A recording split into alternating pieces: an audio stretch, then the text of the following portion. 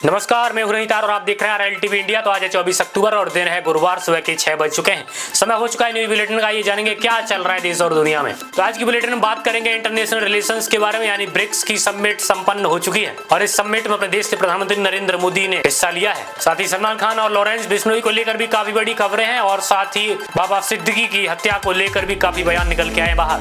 उड़ीसा में चक्रवाती तूफान आने के कारण कई लोगों को अपना घर विस्थापित करना पड़ा है, जानेंगे आज की इस बुलेटिन में। साथ ही आप लोग उत्तर प्रदेश से हैं तो उत्तर प्रदेश के लिए आपके लिए कुछ खास खबरें हैं और साथ में कुछ जानकारी है, जानेंगे इस बुलेटिन में। और हाँ, आप लोग हमारी बुलेटिन को कहां से देख रहे हैं, अपने जिले का नाम कमेंट बॉक्स में जरूर बताना। वहां वीडियो को लाइक करें, चैनल को सब्सक्राइब करें और साथ ही अगर आपने हमें फेसबुक पर फॉलो नहीं किया है तो फेसबुक पर फॉलो जरूर करें। चलिए स्टार्ट करते हैं आज की इस बुलेटिन को बिना किसी देरी के साथ। तो आज की पहली खबर निकल के आ रही दिल्ली से। दिल्ली के कई इलाकों में 23 अक्टूबर की शाम से 24 अक्टूबर की सुबह तक बंद रहेगी पानी की सप्लाई।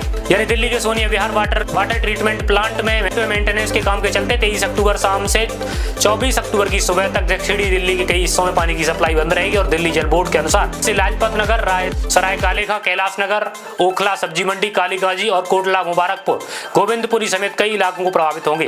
वही अगली खबर है किडनी की दवाइयों को लेकर, यानी कौन कौन सी ऐसी दवाइयां हैं जो किडनी को पहुंचा सकती है नुकसान। यानी डॉक्टरों के मुताबिक लंबे समय तक एंटीबायोटिक्स लेने से या फिर एस्पिरिन, इबुप्रोफेन, एडविन, नेप्रोफेन जैसे नॉन इंफ्लेमेटरी पेनिकिलर्स लेने से किडनी खराब होती है और इसका खतरा होता है। वही अगली खबर आ रही विमान निर्माता कंपनी को लेकर, यानी विमान निर्माता कंपनी बोइंग को जुलाई-सितंबर तिमाही में हुआ $6 बिलियन का घाटा। यानी विमान निर्माता कंपनी बोइंग के खिलाफ जुलाई से सितंबर तिमाही में 6 बिलियन से अधिक का घाटा हुआ है। कंपनी ने कहा कि घाटे की मुख्य वजह काम बंद होने के अलावा वाणिज्य विमानों के रक्षा कार्यक्रम संबंधित शुल्क के रिपोर्ट्स के मुताबिक संबंधित शुल्क है। कंपनी जुलाई से सितंबर तिमाही में प्रति शेयर $9.97 बिलियन का $90 का नुकसान हुआ है, जबकि कुल आय समायोजित घाटा 10.44 शेयर है। वही अगली खबर आई लॉरेंस बिश्नोई और सलमान खान को लेकर। लॉरेंस बिश्नोई के कजन का दावा किया है। लॉरेंस बिश्नोई के कजन ने दावा किया है कि ब्लैक चेक लेकर बिश्नोई समाज के पास पहुंचे थे सलमान खान। गैंगस्टर लॉरेंस बिश्नोई के कजन रमेश बिश्नोई ने लॉरेंस द्वारा अभिनेता सलमान खान के पैसे मांगे जाने के आरोप को निराधार बताते हुए कहा कि हिरण शिकार मामले में नाम सामने आने के बाद ब्लैक चेक लेकर बिश्नोई समाज के पास पहुंचे थे। रमेश ने कहा अगर हमें पैसों की भूख होती तो हम उस समय ले लेते। वही अगली खबर आ रही है उड़ीसा से। उड़ीसा में चक्रवात दाना के चलते सुरक्षित जगह पर पहुंचे जाएंगे 14 जिलों के करीब 10 लाख लोग। उड़ीसा की सरकार चक्रवात दाना के चलते 14 जिलों के करीब 10 लाख लोगों को सुरक्षित स्थानों पर पहुंचाने के लिए बड़े पैमाने पर योजना को अंजाम देने की तैयारी जुट गई है। वही सरकार ने राज्य के लिए 6000 राहत शिविर स्थापित किए हैं। रिपोर्ट्स के मुताबिक IMD चक्रवात के दस्तक देने की प्रक्रिया 24 अक्टूबर की रात से शुरू होगी। वही अगली खबर आ रही है गोगामेडी को लेकर, यानी सस्ती लोकप्रियता। लॉरेंस के एनकाउंटर पर 1,11,11,111 इनाम रखने वाले शख्स पर गोगामेडी की पत्नी, यानी कि श्री राष्ट्रीय राजपूत करणी सेना के दिवंगत अध्यक्ष सुखदेव गोगामेडी की पत्नी शीला शेखावत ने छत्री करणी सेना के अध्यक्ष राज शेखावत के लॉरेंस बिश्नोई का एनकाउंटर करने वाले 1,11,11,111 देने पर बयान पर कहा कि सस्ती लोकप्रियता के लिए दिया गया बयान है। पुलिस ने खुद लॉरेंस को जेड प्लस सुरक्षा दी तो उसे कहां मारेगी। वही अगली खबर आ रही महाराष्ट्र विधानसभा चुनाव को लेकर। महाराष्ट्र विधानसभा चुनाव को लेकर शिवसेना UBT ने जारी की 65 उम्मीदवारों की पहली सूची।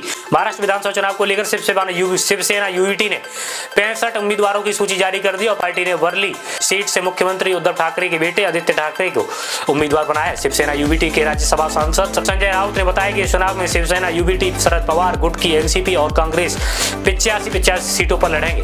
वही अगली खबर आ रही है पटियाला से, यानी नीरज चोपड़ा ने सरकार की NIS पटियाला में माउंडो ट्रैक लगवाने की मांग की है।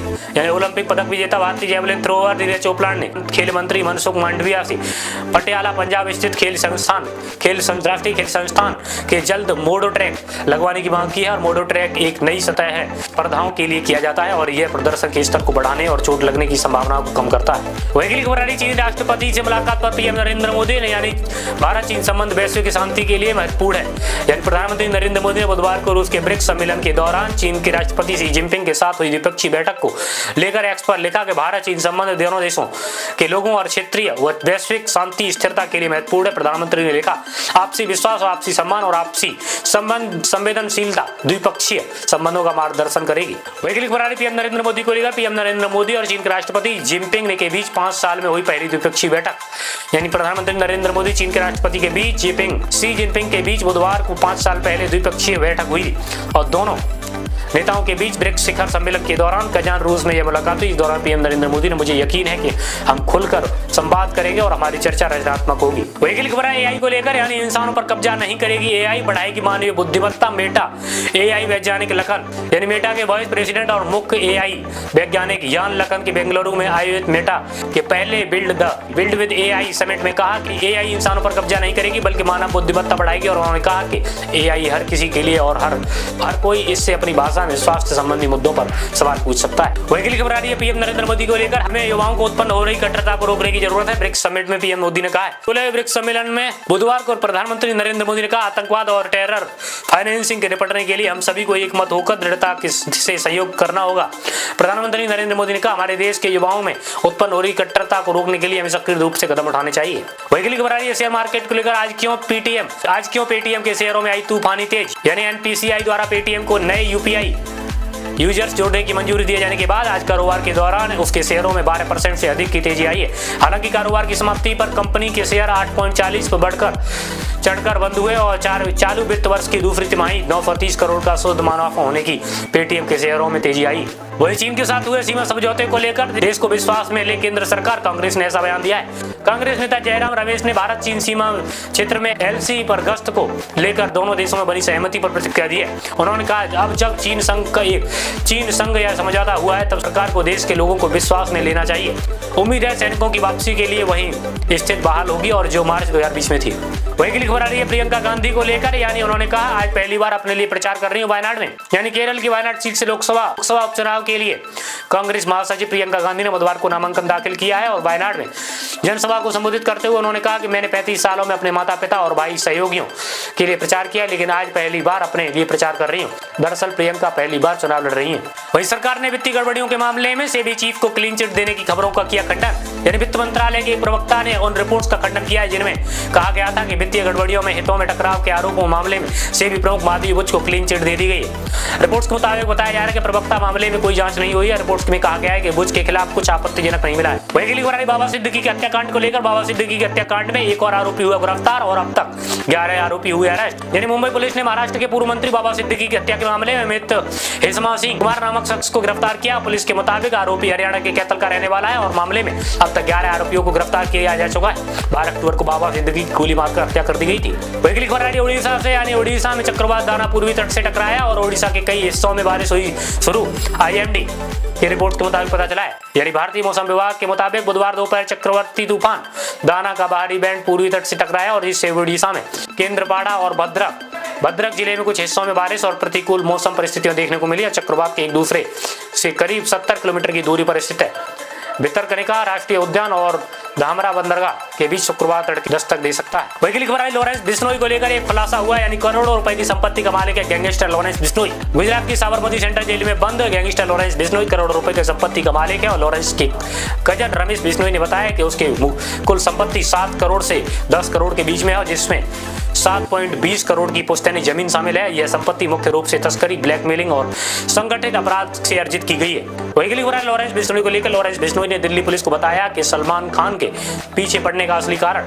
एबीपी न्यूज के मुताबिक गैंगस्टर लॉरेंस बिश्नोई ने मार्च 2021 में दिल्ली पुलिस को बताया था कि मुझे बस वासुदेव हत्याकांड में जोधपुर लाया गया था और सलमान खान की तारीख पर आया था। काले हिरण के शिकार को लेकर मैंने उसे जान से मारने की धमकी दे दी और उसने कहा था कि मैंने सिर्फ मीडिया में आने और बिश्नोई समाज में नाम के लिए एक ऐसा किया था। वही क्या आपको पता है कहाँ है एलएसी और एलओसी और क्या है इन दोनों के बीच में अंतर? यानी भारत और चीन के बीच सीमा को वास्तविक नियंत्रण रेखा यानी कहते हैं, यानी जम्मू कश्मीर और भारत अधिकृत क्षेत्र, चीन अधिकृत क्षेत्र अक्साई चीन को अलग करती है। नियंत्रण रेखा भारत पाकिस्तान के बीच है, जम्मू कश्मीर के कुछ हिस्सों को दोनों के बीच बांटती है। गृह मंत्रालय के मुताबिक एलएसी 3488 किलोमीटर जबकि एलओसी 3323 किलोमीटर लंबी है। वही खबर है उत्तर प्रदेश सरकार की स्कॉलरशिप योजना की आवेदन प्रक्रिया जारी और 31 दिसंबर तक कर सकेंगे आवेदन। यानी उत्तर प्रदेश सरकार के सामाजिक कल्याण विभाग द्वारा वर्ष 2024 और 25 के जुलाई में शुरू की गई प्री मैट्रिक और पोस्ट मैट्रिक स्कॉलरशिप योजना के लिए आवेदन प्रक्रिया भी जारी कर दी गई है और इसके लिए छात्रों को आधिकारिक वेबसाइट स्कॉलरशिप scholarship.up.gov.in पर जाकर ऑनलाइन आवेदन करना होगा। वहीं इस स्कॉलरशिप योजना के लिए आवेदन करने की तारीख 31 दिसंबर है। वही खबर आई 100 विमानों को लेकर मेरी धमकी को लेकर एक्सपर्ट ट्वीट करते हुए कहा सरकार ने आप अपराध को बढ़ावा दे रहे हैं, 100 विमानों को अब तक मिल चुकी है धमकी। रिपोर्ट्स के मुताबिक इलेक्ट्रॉनिक व IT मंत्रालय ने हफ्ते भर में एक्स पर 100 से अधिक विमानों को बम से उड़ाने की धमकी मिलने पर सोशल मीडिया प्लेटफॉर्म की आलोचना की है। रिपोर्ट्स के मुताबिक मंत्रालय ने संयुक्त सचिव संकेत बड़ोए, बॉन्डविक एयरलाइंस और सोशल मीडिया प्लेटफॉर्म के अधिकारियों संग वर्चुअल मीटिंग में कहा कि अपराधियों को बढ़ावा देने जैसा है। फ्लाइट्स को बम से उड़ाने की धमकी मिलने के कारण एयरलाइंस को हुआ 600 करोड़ का नुकसान, यानी 21-22 अक्टूबर के करीब 80 घरेलू इंटरनेशनल फ्लाइट्स को बम से उड़ाने की धमकी मिलने के बाद एयरलाइंस को करीब 600 करोड़ का नुकसान हो गया। इसमें अनुमान लगाया जा रहा है कि एयरलाइंस के कर्मचारी ने बताया कि घरेलू फ्लाइट्स के बाधित होने औसतन 1.5 करोड़, जबकि इंटरनेशनल फ्लाइट के मामले में 5 करोड़ से 5.5 करोड़ का नुकसान होता है। वही खबर आ रही उड़ीसा और बंगाल के चक्रवात दाना के असर के कारण चलेगी तेज हवाएं और 150 ट्रेन रद्द कर दी गई। यानी भारतीय मौसम विभाग से चक्रवर्ती तूफान दाना को लेकर कहा है कि 24 से 25 अक्टूबर की सुबह पूरी सागर द्वीप के बीच तूफानी उत्तरी उड़ीसा और पश्चिम बंगाल के तटों को पार कर सकता है और इस दौरान हवा की गति 100 से 110 किलोमीटर घंटे हो सकती है। इसके मद्देनजर दक्षिणी पूर्व रेलवे ने 150 से अधिक ट्रेन रद्द कर दी। वही अगली खबर है बाबा सिद्दीकी की मौत से पहले लॉरेंस बिश्नोई के भाई ने सूरजपुर से की थी बात। रिपोर्ट्स के मुताबिक पता चला। रिपोर्ट्स के अनुसार एनसीपी नेता बाबा सिद्दीकी की मौत के पहले गैंगस्टर लॉरेंस बिश्नोई के मामले लॉरेंस बिश्नोई के भाई अनमोल बिश्नोई ने इंस्टेंट मैसेजिंग ऐप के जरिए शूटरों को बातचीत की थी और उन्हें सिद्दीकी व उनके बेटे की तस्वीर भेजी थी। मामले में 2 शूटर समेत 7 अन्य लोगों को गिरफ्तार किया जा चुका है, जबकि मुख्य शूटर फरार है। वही अगली खबर है इजराइल ने बेरूत में लेबनान के सबसे बड़े अस्पताल के पास किए हवाई हमले और 18 लोगों की मौत हो गई। लेबनान के स्वास्थ्य मंत्रालय ने बताया कि इजराइल द्वारा बेरूत में एक सर्वाधिक सार्वजनिक अस्पताल के पास किए गए हवाई हमले में 4 बच्चों समेत कम से कम 18 लोगों की मौत हो गई है और 60 लोग घायल हो गए।